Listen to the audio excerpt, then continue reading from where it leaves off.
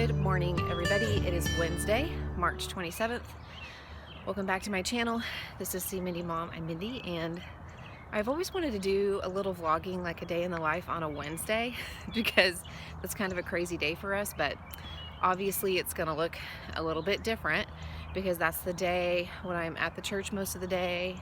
Husband is too, kids have activities, I'm leading activities. So, you know, I might not be able to get on camera and talk. It might be like a lot of pictures and footage and stuff and just explanations later of what's happening. But I thought it might be interesting to just see, you know, a clergy family on a big church day. Typically in the Methodist Church, we don't have worship services on Wednesday, but we do have lots of activities on Wednesday nights. That is when we have like, sorry, I'm getting into my car. I just walked the kids over to school. I'm gonna put you in my little thing here, just a second. Here we go. We don't have like big worship service on Wednesday, but Wednesday nights are when we have like children's programming and Bible studies and orchestra and choir rehearsal and lots of classes, you know, that are happening. And obviously I lead some of that because I am the children's music director. Also, it is like smack dab in the middle of Lent. I think today might be day 19. It's either day 19 or day 20 of 40 days, not counting Sundays, before Easter. If you're unfamiliar with that, that is a season in the church where we prepare for Easter Sunday by having this season, these 40 days that are filled with, you know, prayer and scripture study and fasting and repentance. And it's just kind of a time whenever we try to refocus and reframe certain things, you know, in our life and prepare ourselves and our hearts and minds for Easter Sunday. I'm about to head to the gym. There is a boot camp class at 9 o'clock on Monday, Wednesday, Friday, and I typically make it to one or two of those a week, and today I'm going to go. Wednesdays are my long day. I'm typically at the church until well after 9 o'clock, so I usually go in a little bit later, like around lunchtime. So I'm going to go to the gym and get a workout in. I feel like that's a great way for me to start my day, and then I'll, you know, take you guys along with me, and we'll see if there's anything interesting and fun and exciting. So I'll see if my husband can capture some footage too, because Brick has soccer practice tonight. That might be really fun to watch kids on their 4th soccer practice ever run around the field.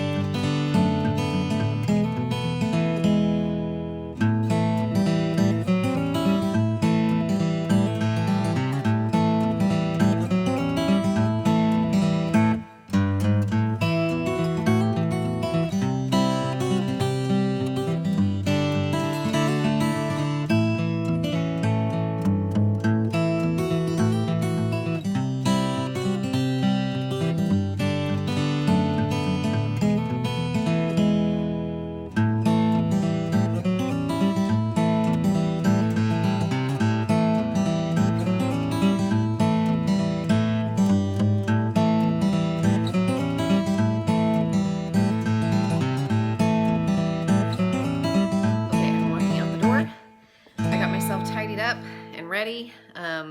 Got the kitchen tidied up, got myself a meal packed. I'll probably have that one tonight. I think I'm gonna stop at McDonald's and get a salad on my way. Boy, I'm looking like my hair's doing something funny now. It looks fine in the bathroom and now it looks weird. Cleaned up in the kitchen so that I can come home to a clean kitchen, although the kids and the husband will be in here whenever I get home tonight, so we'll see what state it's in. So heading out the door, and I've got to stop by the school and check on Brick because his teacher texted me to say that he's got like some kind of rash on his face that he's itching. So I've got the hydrocortisone. I'm gonna just stop by and see what's going on with that. Hopefully he's doing okay. All right, I'm heading into the church. The wind is a-blowing. And the entrance that I come into is right next to like 7 or 8 Bradford pears, and they smell horrible. Remember what I said the other day when I was doing, I think, oh wait, no, I haven't posted that video yet. Well, it's going up tonight. my what I eat in a day video. I think I talked about how bad Bradford pears smell as far as the tree, the Bradford pear trees. Anybody else feel that way? But I'm heading into the church, so I don't know how much footage I'll get, but I'll see if I can at least just give you a little taste of my day, my afternoon here, because it's crazy. So I am standing in the handbell room, and I have been spending a lot of time in this room the last couple of days because we are getting ready to kick off a chime choir for the kiddos. So how Wednesdays work is that I have the kids split into 2 different groups, a kindergarten, 1st and 2nd grade group, which is like a training choir, and then a 3rd through 7th grade children's choir. And so they spend half of their time with me on Wednesday afternoons doing like general music literacy things. We talk about reading rhythms. We use solfege, do, re, mi, fa, sol, la, ti, do, all that fun stuff, and we learn music to sing in the worship service. And then when they're not with me, we do other music activities with them. So the little ones have what we call music and movement because they're a little young to do like formal instrumental training. But the big ones have been doing work on the instruments. We actually just finished a 3-week ORF unit with a retired music educator who teaches ORF, which are like the little xylophones and stuff like that they play with.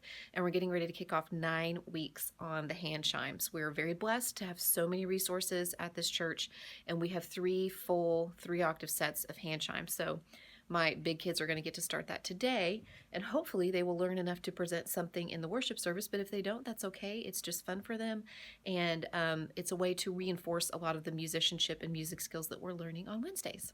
I am in the ladies' robing room, and the reason I am here is because all of these instruments that you see up here, and actually my bass, xylophone, and metallophone are already in the rehearsal room, but these are called ORF instruments, the little mini xylophones, and there's also some drums and wood blocks and stuff.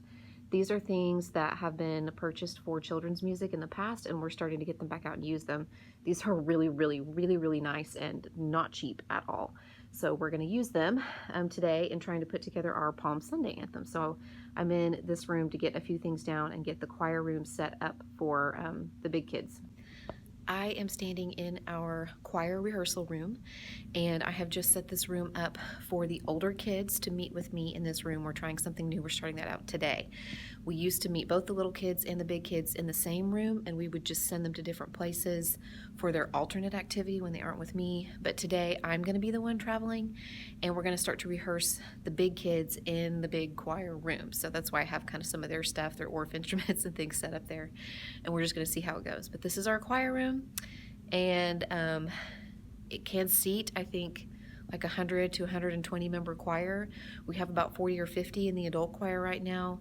Right now I have about 40 kids in the children's choirs. I have about 20 in the younger group and 20 in the older group, but we're hoping that that is going to grow because this used to be a very large children's music program, and I am in the process of trying to rebuild it. So already our numbers are on the way up, and we're hoping that over the summer, as we do some activities and as we kick off next school year after having 1 year of this kind of new routine under our belt, that we'll see big time growth. But here I am in the choir room just kind of getting everything set up for that group. So now I've got to go set up the little kids room. So this closet is totally devoted to children's music ministry and it is a mess, so pardon it. Part of that is my own fault because I've been in here using stuff, but those are boom whackers. We have all kinds of instruments here, tambourines, arts and crafts supplies, jingle bells. These are sand blocks. Those are mallets that go with the shape drums. Those are little hand drums that the kids can play. I already took the chimes out of here, but we have a whole bunch of auto harps up there. We have recorders. We have tons and tons of curriculum.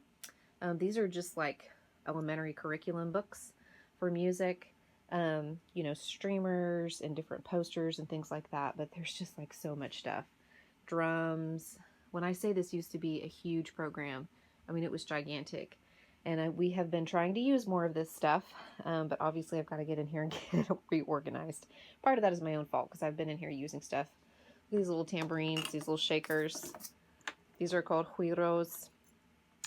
You know, all kinds of really fun stuff. I need to get in here and go through it again, but so fun. It's really fun, I'm not going to lie, to have these kinds of resources to use with the kiddos. This is closet number 2, where we keep children's music stuff. So all along here, all these boxes are years worth of music curriculum. They would order this curriculum for the year.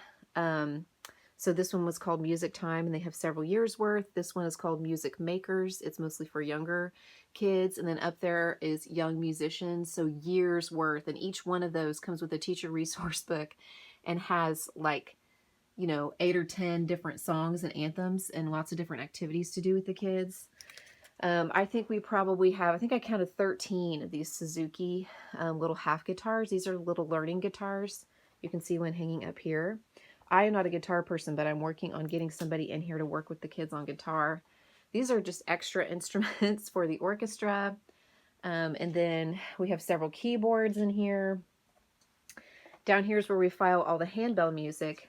But all of these boxes along here, you guys, are children's musicals. So, you know, the little musicals that you would learn at church and do at Christmas time or other times of the year about Bible stories and different things. Like this is the one we're going to do this summer, Camp Walla Balla. But this is where it is. And then there's some children's anthems that are stored up here too. So we have so many resources. It's almost overwhelming for even for somebody like me who has lots of experience in this. But I just feel like I've died and gone to heaven because I have so many resources. We hardly have to buy anything. There's like more than we could possibly use in a decade. I am just doing a little walking. I'm upstairs. We're in a 2-story building, and upstairs on either side of the sanctuary, or sorry, upstairs is the hallway. On either side of it are offices and classrooms, and it wraps around the sanctuary, and 7 times around is a mile. Not that I like count or need to do a mile, I just find that interesting. So it's a rather large lap. And as somebody who enjoys walking, it's nice because I can just step out of my office if I'm like need a brain break, or I'm thinking about something, or I'm talking on the phone, and I can just kind of get my body moving. I'm just one of those people. I feel like I do some of my best thinking while I'm walking. So I'm just doing a lap here while I go through this afternoon in my brain. I don't think I've shown you guys my office. Nothing glamorous because I just moved in here. We had to play musical offices as we hired different people, so I have nothing on the walls. There's my diplomas right there on the piano. But I do get my own office and a desk to sit at, so I'm going to sit at it and do a little work while I eat my lunch. I am standing in one of our Sunday school classrooms. This is the classroom that we use for the little kids. This is my kindergarten, 1st and 2nd grade group that will meet in here.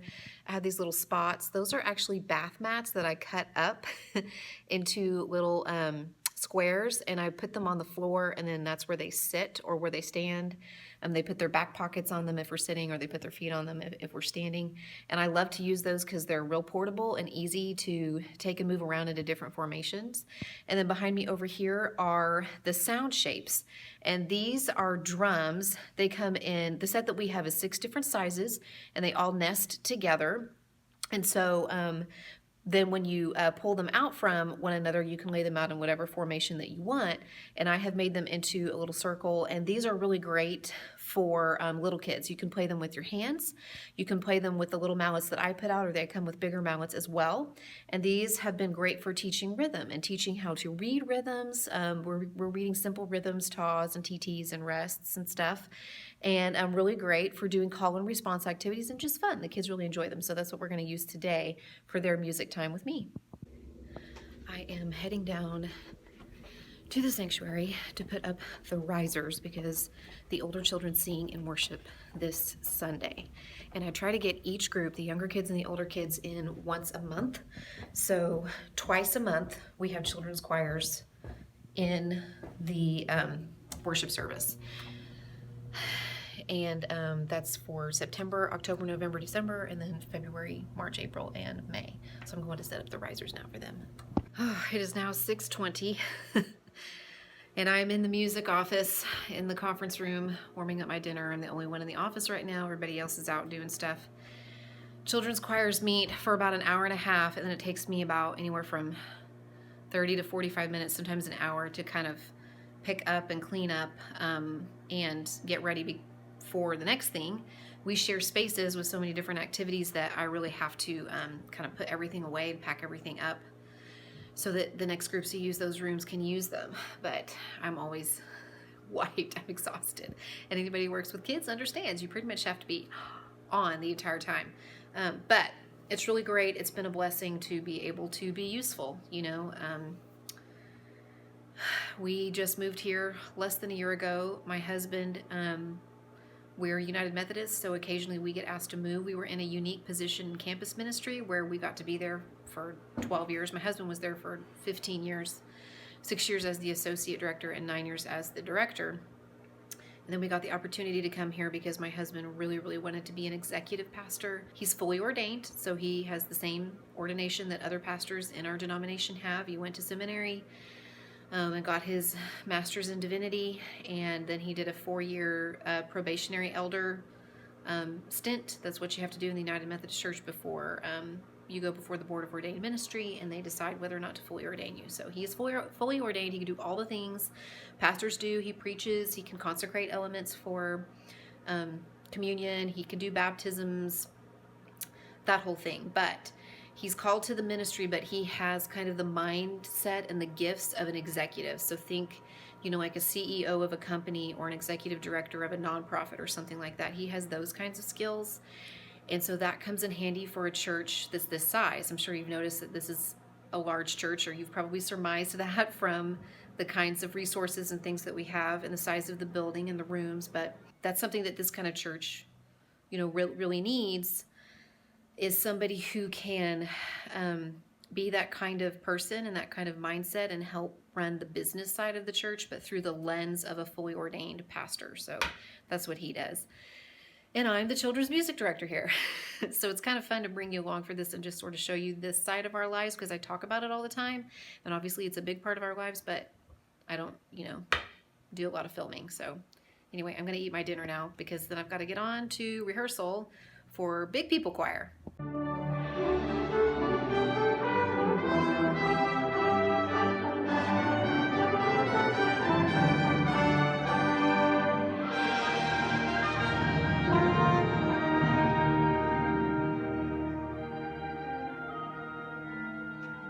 Actually have a full orchestra. It's volunteer orchestra, volunteer choir.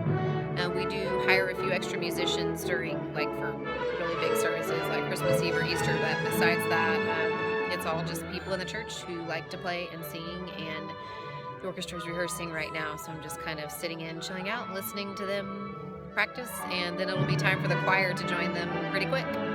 Okay, you guys, I just walked in the door. It is after 9:30. Boy, howdy, y'all. I am tired. But this is typically how Wednesdays go. So thanks for coming along with me. I would love it if you give this video a thumbs up.